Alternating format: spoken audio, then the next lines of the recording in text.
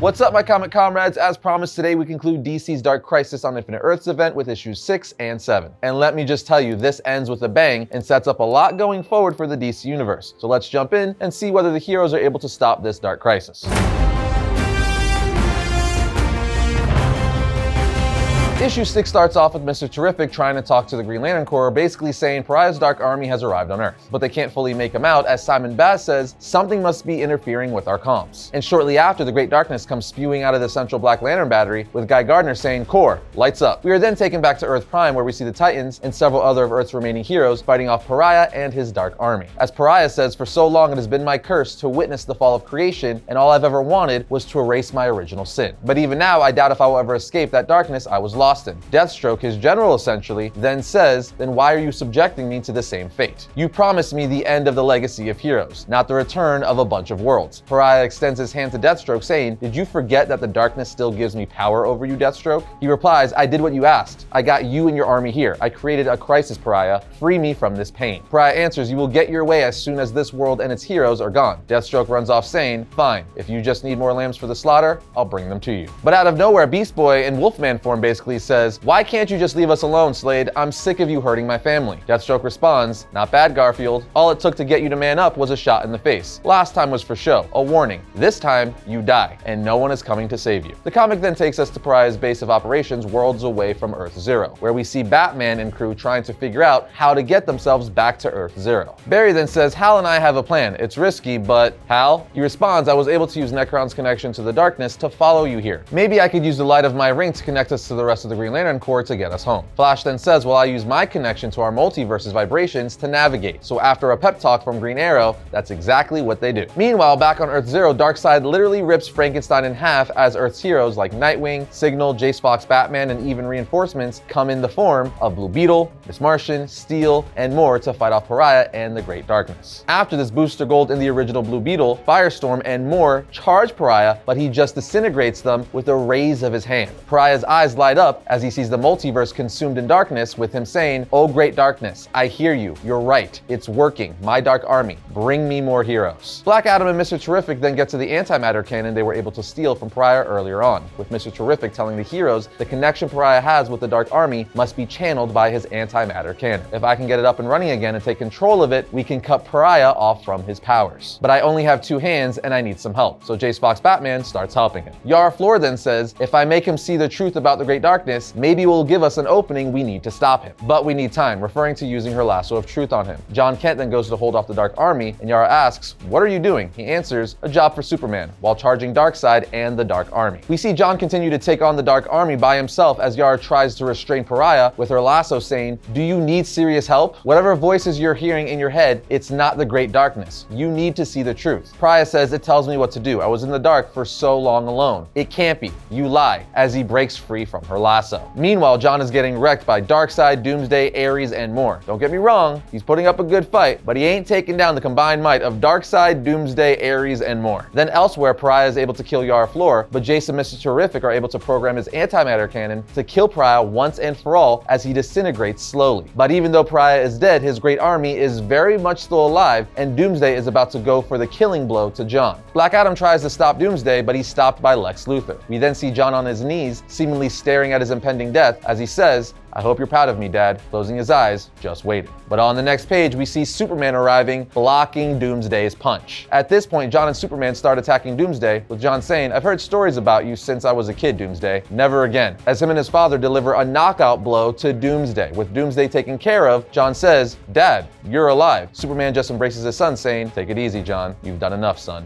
You kept things safe while we found our way home." John asks, "We?" Superman says, "It took a few detours, but we followed the light." As we see the Green Lantern Corps, Batman, Wonder Woman, Flash, Aquaman, and more return to Earth. That's right, the Justice League is back, and so is the Green Lantern Corps to now help the Titans and other heroes battle the Dark Army. But things aren't that easy, because issue 6 ends with a voice saying, "I don't care about the multiverse or any of you. A contract is a contract, and I am not done until all of you are dead," as we see a Hulk-like Deathstroke holding his daughter and Nightwing by the neck. I mean, this would probably be a good time for Batman to jump in and do that Batman thing. Okay, maybe I'm just saying that because I'm a Batman fanboy, but yeah, I love me some Batman. And that being the case, I'm always on the lookout for the next best Batman story and or collectible to add to my collection. Well, today's sponsor, our friends at Bricker Builds, didn't let a brother down. They created, built, and sent over these two amazing bat weapons to add to the studio as a desk or wall display. Look at these beauties. This Batarang is inspired by Christopher Nolan's trilogy, taking after the weapon wielded by Christian Bale as the Dark Detective, while this version is inspired by the classic weapon wielded by Michael Keaton in Tim Burton's 1989 film. Whether you dig the classic or the trilogy, you can't make a wrong choice here because they're both freaking amazing. If you're not familiar with them, Bricker Builds is actually not affiliated with the LEGO Group at all, nor any of its license holders like Marvel or DC. They're an independent group of insanely talented fan designers and artists who have teamed up to inspire your next life-size brick-built creation. And their original designs are a blast to assemble using their intuitive instruction manuals. You could purchase either or both of these at brickerbuilds.com. And if you use code VARIANT, you'll get 10% off your entire order. And while you're on the site, you have to click around and check out all their incredible creations. There is something for everyone. Again, just click their link in the description and use our code to get 10% off. But now let's dive into the 7th and final issue of Dark Crisis. Issue 7 opens up with a shot of Nightwing consumed by the darkness, with him saying, "Even though we operated in the dark, it all started with a light. After my parents died, my whole world had gone dark. I felt so lost. Where am I?" Deathstroke then answers saying, "You said it yourself, Richard, the darkness never goes away. You can light some pretty candles and make all the hopeful speeches you want, but in the end, the dark always prevails. It's all we're left with." That's the only true legacy. Pariah was a certifiable loon. Thought he was talking to some great darkness when it was just the voices in his head until he bit the dust. But the darkness he created lives on, and it's got to you too, pulling you backward, stripping you of all that you've become. But unlike Pariah, you're not alone. You're ready for round 2. And all this is happening as the Dark Army is fighting Earth's heroes, as we see Slade talking to Nightwing in the darkness, as we see Grayson throughout the different stages of his life, while Slade is in his original Deathstroke costume, walking towards him, ready for round 2. Essentially, it's a massive battle of Grayson's will versus Slade's will. Meanwhile, back on Earth, the heroes seem to be prevailing. As the Flash family shows up with Barry saying, "Our combined speed can work to repair the connections between our multiverse and the Infinite Earths, but we're going to need a miracle to stabilize them." Wally says, "We lost the Infinite Earths before, Barry. We can't let that happen again." He responds, "That's a Flash fact. And every day since they've been gone and we didn't restore them, we've been losing.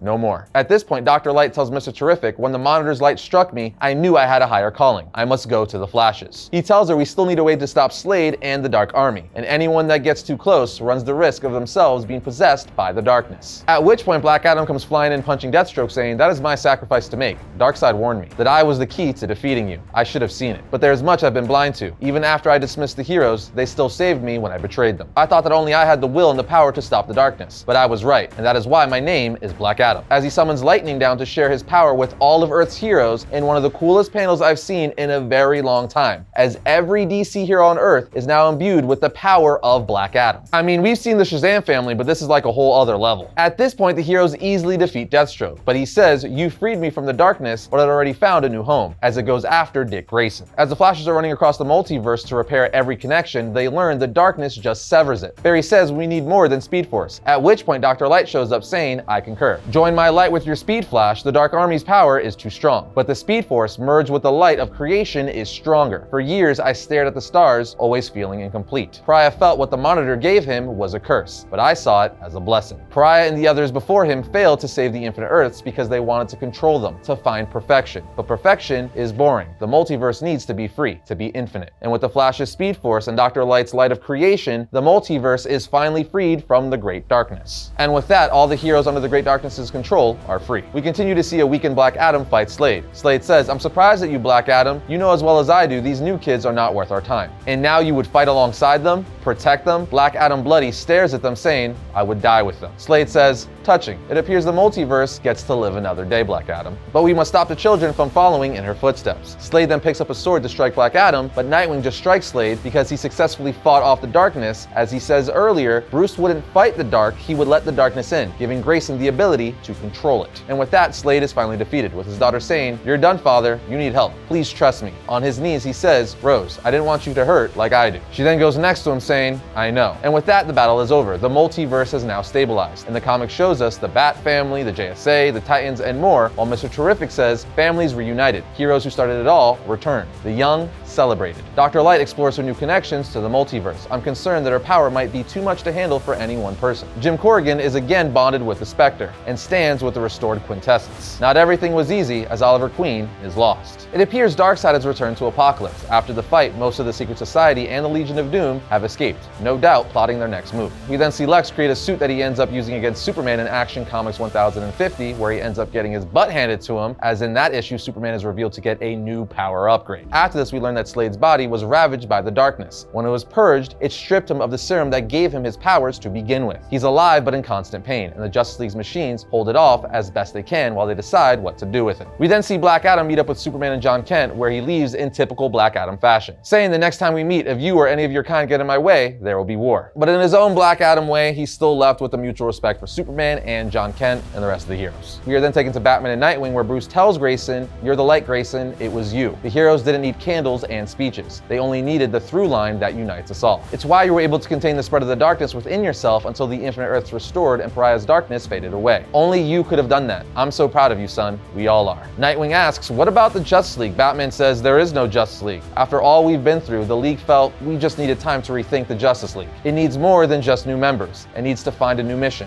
a new legacy. But if anyone is going to lead all of us into the future, it's going to be you. A stunned Grayson responds, that's a lot, Bruce. I have to think about it. Oracle then phones in saying, sorry to interrupt, but Two-Face is back. Grayson says, you heard Oracle, no rest for the wicked, but let's talk on the way. I have some ideas. And with that, the finale issue ends. So there you have it, guys. The multiverse has been saved once again, and the DC universe has been semi-reset. We currently find ourselves with the reunited Bat family, including Damian and Bruce, at each other's side once again. The JSA and Titans teams have been restored, and Dr. Light is exploring her new connections to the multiverse. Oh, and let's not forget that Darkseid is back on Apokolips, and so on and so forth. But the big takeaway came at the end with Batman telling Nightwing there's no Justice League anymore, and that the former members need to rethink what the Justice League and their mission should be going forward. Batman then tops it off by telling Nightwing that he would be the one to lead them into the future. I've got to say, I personally love this direction because if DC is going to choose someone new to lead and reshape the path forward, Nightwing is a fantastic choice. Lastly, it's also important to point out that in the epilogue of the issue, we see Amanda Waller talking to the Council of Light and getting the okay to kill all metahumans, during which we see her backed up by Peacemaker, a female Peacemaker, and two other new mystery characters who look awesome. But that is where the conclusion to Dark Crisis on Infinite Earths leaves us, my people. All in all, I enjoyed the series and really love the fact that Nightwing will be the central figure for the future of Dawn of the DC Universe going forward. For a variety of reasons, I think he is the perfect pick for that. In fact, writer Josh Williamson put it best in the story where Grayson is described as the light of the DC Universe. In my opinion, that's 100% correct, as I've looked at him as like the optimistic version of Batman. So it'll be interesting to see where things go with Nightwing at the forefront. But what did you guys think of this series? Let us know in the comments.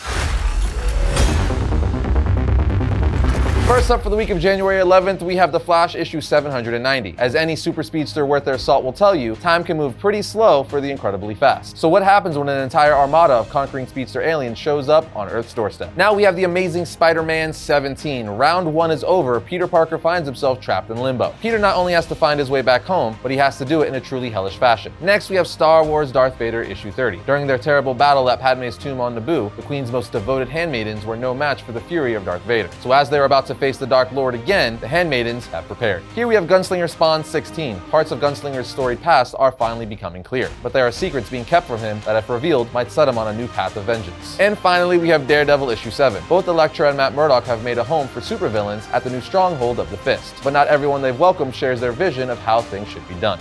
And that's going to bring today's episode to a close, but if you enjoyed this episode, be sure to check out this one right here, and if you like all of our content, like, subscribe, and comment. It helps us out. But other than that, I'll see you guys next time when I talk about all things comics.